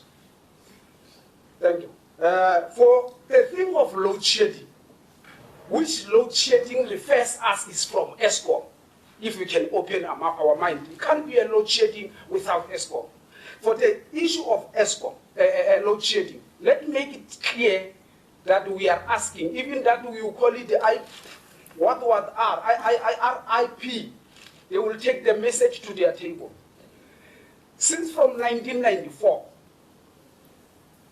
when things were running properly, we have found ourselves in a certain zone in which it is of the comfort zone. Forgetting that we are going to make things simple and then we are going to address issues to go to the communities. Then so we don't want to find ourselves with other problem of load shedding. We want you, honorables, to be out of comfort zone because we relax too much and then getting the favor to solve the problem. It will allow us today, even if we can accuse you of genocide, of people who died in hospitals through the machinery that have to be switched off because of load shedding. Many people died. Then so if you can get being accused of genocide, you must never defend yourself because you qualify to be accused like that. And then thank you for your ear and for taking things serious. Let me take my path to the minister's office. You are the man of the minister's office. Eh? I don't want anybody to come nowhere telling me orders you are from land claims or what. Okay, I'm at the right position for your capacity. Deputy Minister, thank you. Deputy Minister, I'm asking for your attention. And we must use another pen that if you were using red, now you can use blue. So that thank you very much, very different. Minister, under your office, you are new in your office, but you are not new in the field. This is a plea. We are serving the communities. And I just want to address something. Since from 1997, there is a village, inside villages, in Limpopo, Pasikukuni, Elias Mutwaleri, Ward 7. The name of the village called Zenzele. Since from 1997, the people are living without electricity. And the surroundings have electricity. I just want to highlight a single point. We are talking about civilization. If you to compare about education, the child who don't watch TV with the child who is watching TV, attending the same class, do you expect the same result from that children? Even if you expect as a teacher, you'll never get them. Other one syllabus is going to be behind. For that information, I want to deliver to you that for that poor community, their children are getting behind. They are like they're not living in South Africa. They are on their own island. I'm pleading with you. This thing is rejected because of Elias Motsoaledi municipality leadership. they failed to negotiate with the landlords with their price to buy the land. They issued the land. The ESCOM tried to implement the project. When the landlords wanted their money, the municipality take it for granted to complete the deal with the landlords. What makes me sick and not getting tired is this. If it was a white landlord, they should have paid him his price that he wishes or that he wants. And because he's a black people, they're undermining them. I'm asking your intervention. I can even give you details to follow up on this. It is a shame to find people living in the same surrounding but suffering their absence. Chairperson. That is not clear to understand. Chairperson. Then so, allow me to thank you for delivering this message. That was my message. And thank you very much. Chairperson. Yeah, point of order, Chairperson. I just want to request the following, Chairperson. We don't have the whole day. Can we be very specific to the questions of the presentation? The remainder of the other issues, can we build, maybe send them to you for purposes of organizations that are within electricity and energy space to help members in the future if we do have queries? Because we're going to end up here, Chairperson. It's a Friday. We woke up coming here with good, sweet energy. We want to benefit. I would like to receive responses from the questions we have tabled. We're not going to get the responses if we end up for the whole Friday. All right. Okay. Yeah, let's give the department and the deputy minister to answer the questions. You know, I also wanted to request the members, when they refer questions, they must direct the questions to the chairperson. I'm still chairing, not to a particular person. It's not accepted that. Thank you very much. He has done. At least we don't have a whole day, and it's past 12 now. By 1 o'clock, we have to be out of this venue. Thank you. Respond. Thank you, Chairperson. I'll just take a couple of the questions, particularly those relate to policy. Okay, so the integrated energy plan is supposed to be by law reviewed annually. So obviously that's going to have to happen going forward. Not that there's been adherence to the legislative requirements of the IEP, as we are well aware. I agree, the IEP, I think it's every 3 years. Yeah, every 2 or 3 years. But I do think that there's nothing wrong with, in terms of regulations, we can certainly request a review, or I don't think that requires legislative amendment. So we can certainly look at doing that on an ongoing basis. And I think it's going to become more and more necessary as more new technologies come online and other alternatives. I'd just like to say to, I'm sorry, I missed your name. Okay. Okay, yeah. I'm just responding to, so he knows that I'm responding to his question, Yes. not speaking directly to him. I do apologize. That's why DM you have to ask through you. I apologize. And look at me rather than to look, because the dialogue starts there. Yes, Yeah, no, I apologize, my fault. I just wanted to say that our role as the Department of Energy and Electricity is not to look after businesses. Small business department will do that. However, we have to create the environment for them to thrive from a power perspective. But what has become very evident is that if we're looking at localization as something that we want to drive through our policies, is that there are small businesses that are setting themselves up to provide components or materials to the, particularly the renewable energy side of things. But what is happening is that we're not manufacturing here. So they're getting funding, and then they're buying everything outside of the country. So all that money's leaving, and then they're not upskilling people, because the people who are working for them are just doing assembly of units as opposed to actually learning how to manufacture. So it's something we do need to look at going forward. I think it's something we'll look at through the South African Renewable Energy Master Plan, because that talks to the industrialization of that area. So although we can't deal with small businesses, I just want everybody to know that it is something that we are aware of, and that in terms of our localization, we need to find ways to make sure that small businesses are growing in this country and thriving within the energy sector.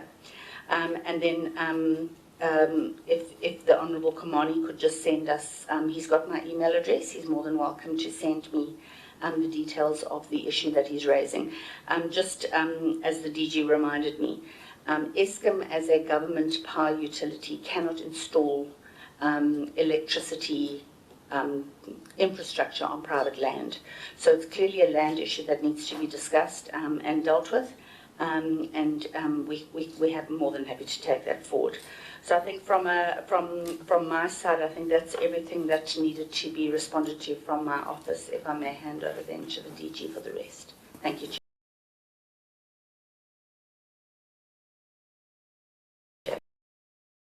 I will try and go through the questions. Some were comments. We will indicate that we'll note them, and then those that maybe I haven't responded to, the colleagues can come in. But I'll try and go through all the questions that are here.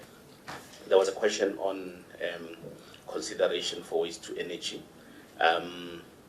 We did not consider it direct, but in the IRP we make provision for what we call distributed generation or embedded generation, and that can be of from any form.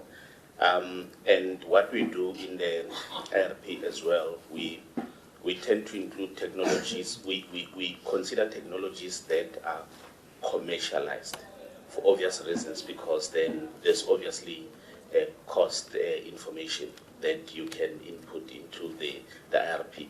It is actually in the IEP where there will be space for looking into or pronouncing policy, probably on even future technologies that have not been commercialized. And maybe I should jump to the question on hydrogen as one of the cheapest sources. I guess maybe my response to this one should start with the attractiveness and the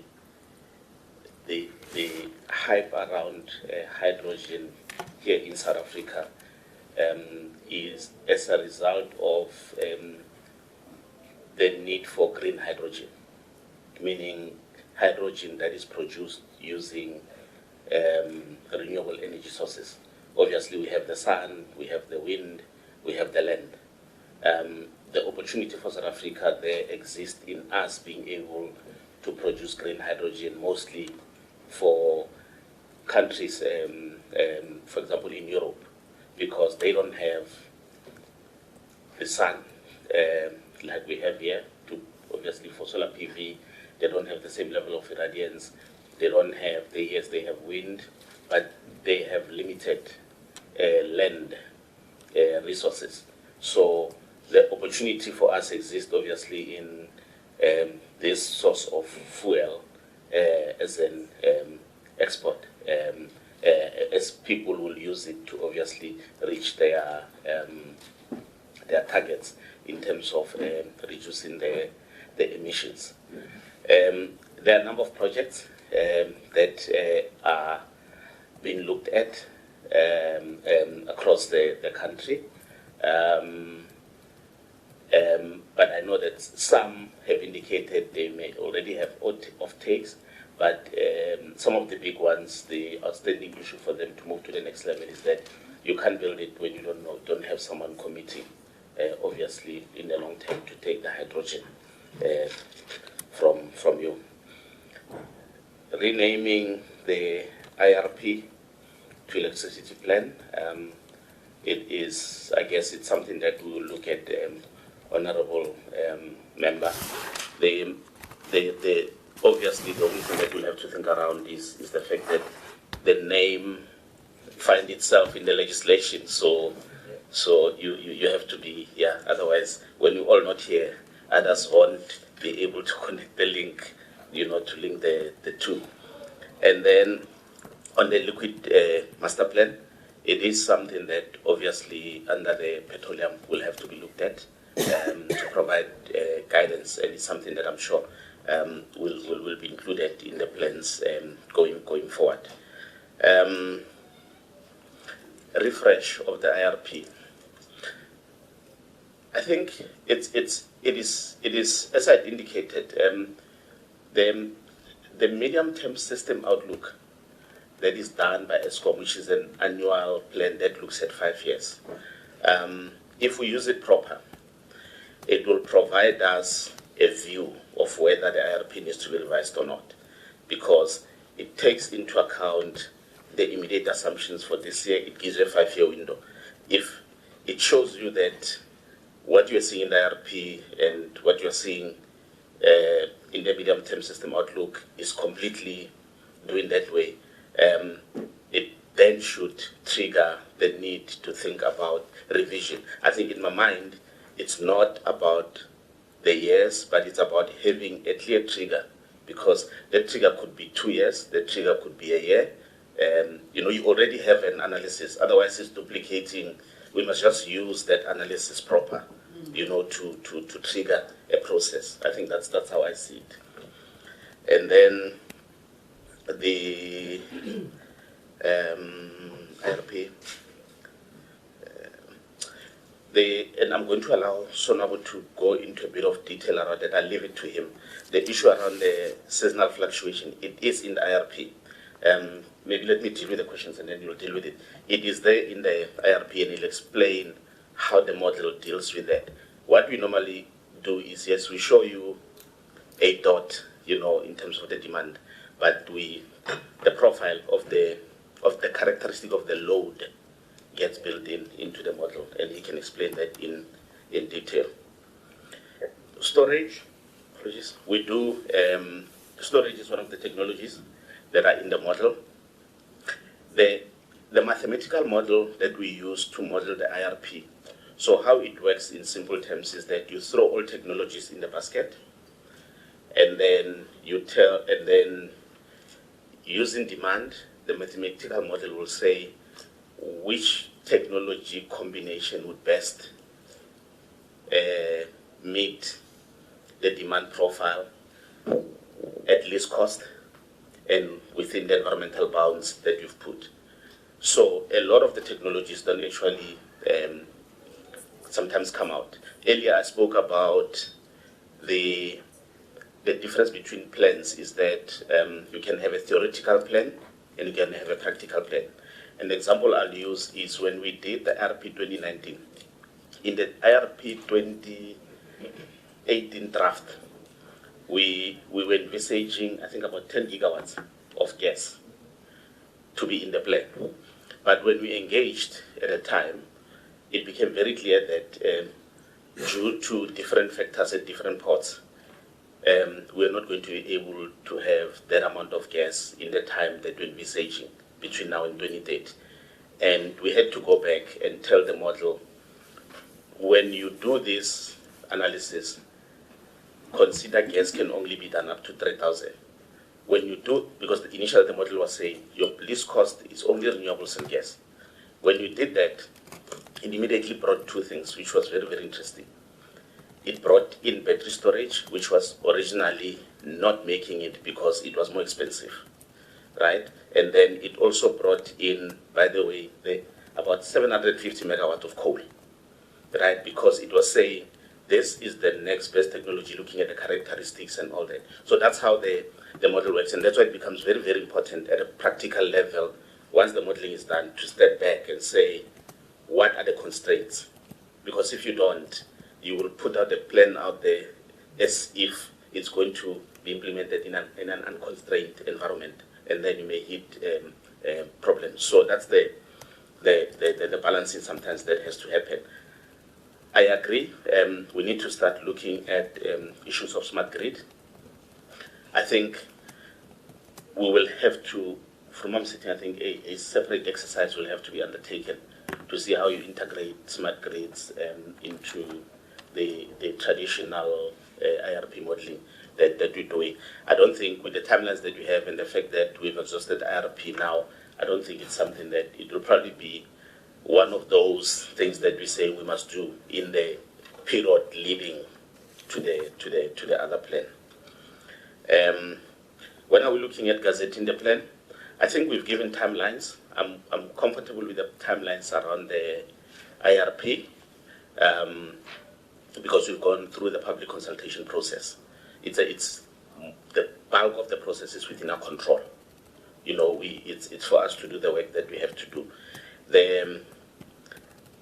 The one that we have given the timelines is around the IEP, and like I said, we will obviously from our side try and stick to those timelines.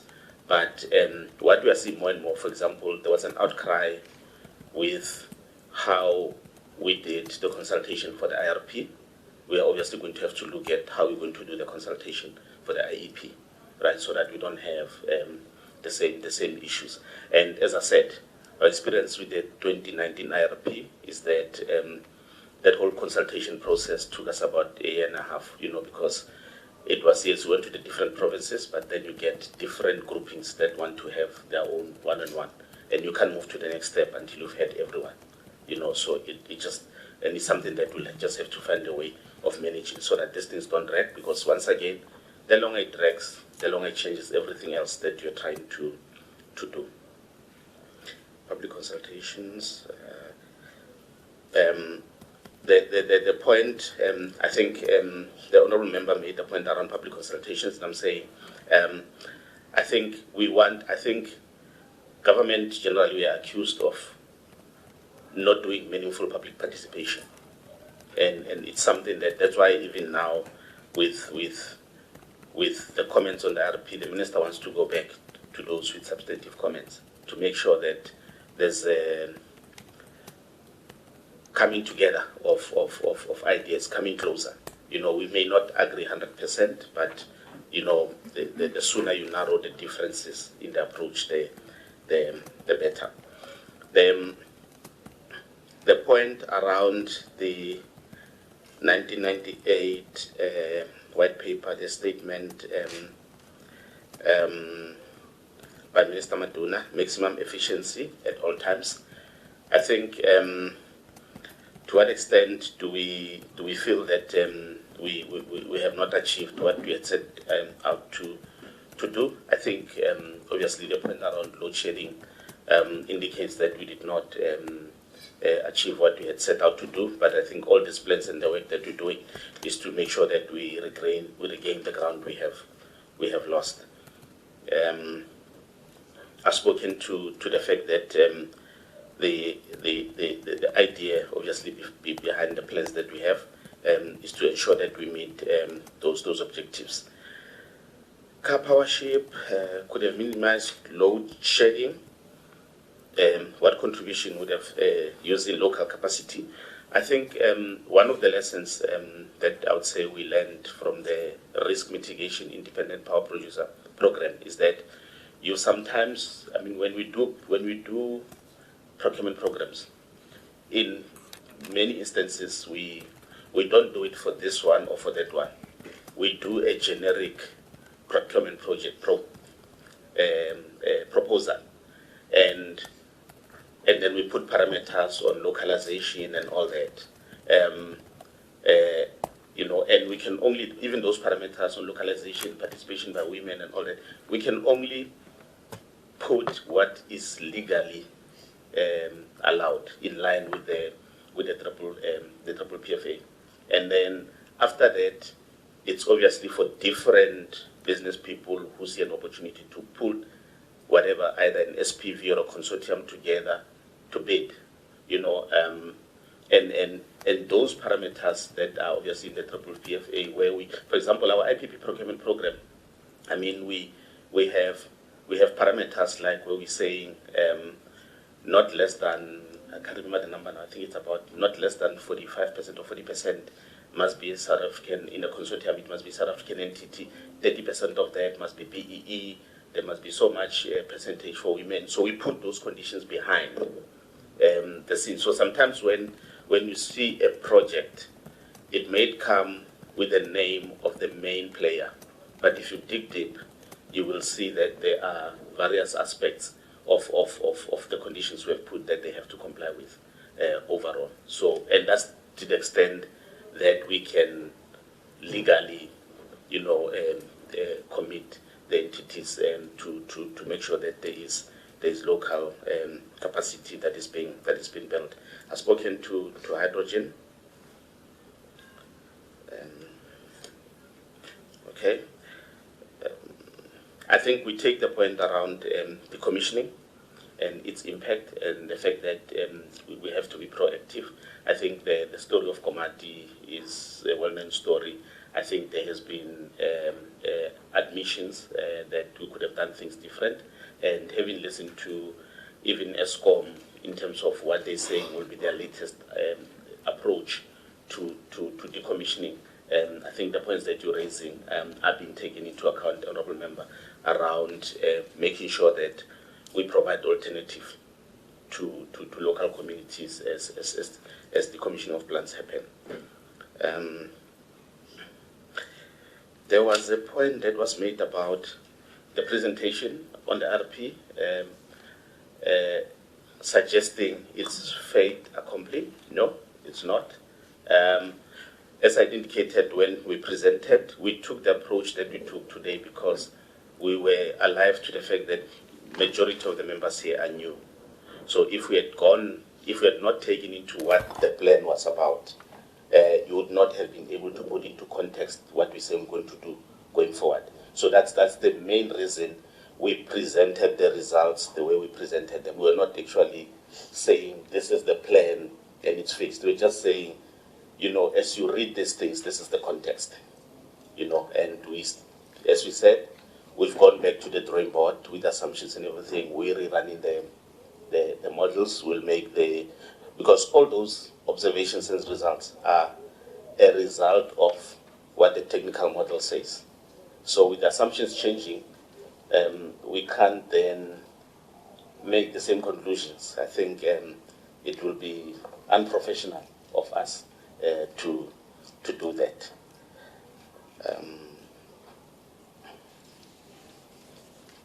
Okay, I think DM has addressed, I think there were many issues that were raised around ESCOM by the Honourable Member Chairperson. We've noted them. We will obviously even pass them to the ESCOM team to deal with these issues. Honourable Chairperson, that's the responses, Deputy Minister, from my side.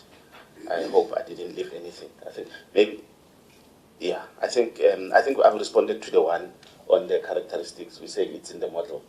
We don't have to go into the details. Yeah. Otherwise, it becomes a technical response. Honourable Chairperson. Back to you, DM.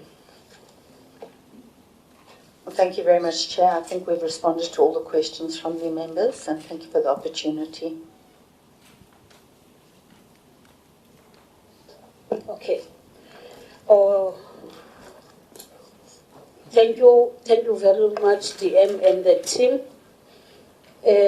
I don't see anything in my agenda except to say that, Secretary, is there anything now? Nothing.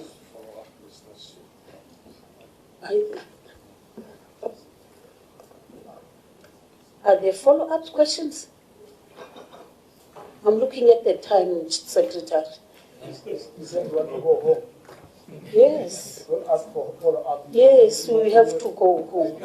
Thank you very much for not having follow-up questions. Otherwise, that item on the agenda must be deleted.